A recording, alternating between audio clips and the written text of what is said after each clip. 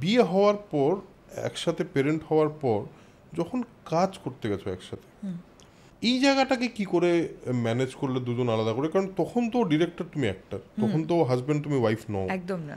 এটা কি আলাদা রাখা যায়? একেবারেই খুব সুন্দর করে আলাদা রাখা যায় তুমি যদি ওই মানুষটার প্রত্যেকটা অ্যাসপেক্টগুলোকে রেসপেক্ট করো। আচ্ছা, মানে ভাইসে ভার্সা, দুজনকেই করতে হবে। মানে আমি শুধু করে গেলাম, তুমি করলে না, মানে অ্যাট পার দুজনকে করতে হবে, কোথাও 1% কম হলে চলবে না।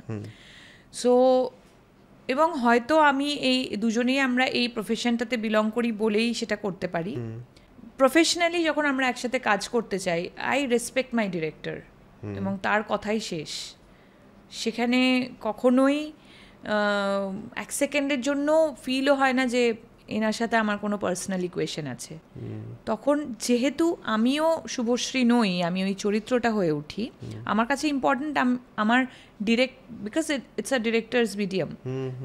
আমি নিজের চরিত্রটা নিয়ে ভাবছি, বাট উনি শুধু পুরো ছবিটা নিয়ে ভাবছেন, পুরো মানে ফুল ভিশনটা ওনার কাছে আছে। সো উনি আমার গুরু, মানে উনি যেভাবে বলবেন সেটার থেকে যদি ওপরে নিয়ে যেতে পারি সেটা আমার লক্ষ্য হওয়া উচিত।